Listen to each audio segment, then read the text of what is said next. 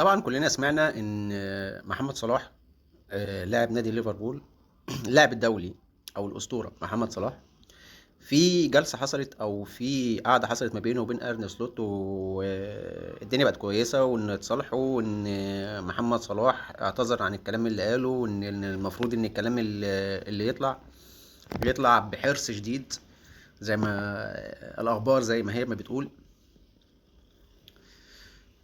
بس في سؤال، الدنيا دلوقتي هديت ما بين محمد صلاح والمدرب والدنيا دلوقتي بقى في صلح.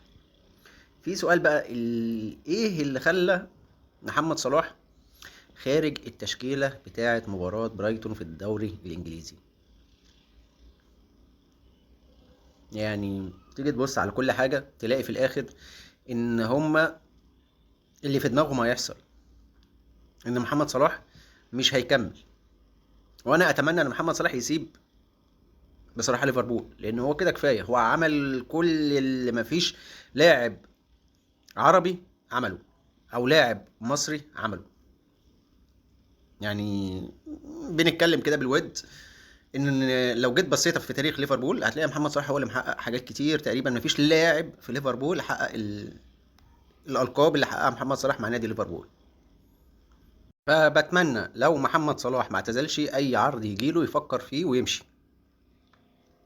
تمام، مع ان انا اتمنى ان محمد صلاح يعتزل بعد ليفربول ويبقى هو ايه، معلش، اعتزل وهو كبير وهو في قمة مجده.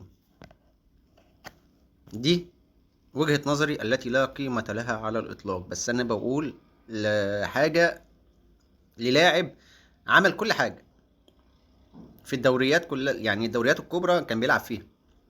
فهنتكلم عنه وهنقول إيه؟ السي في بتاعه هو اللي بيتكلم مش إحنا اللي بنتكلم. فأنا أتمنى إن محمد صلاح إن هو ما ي...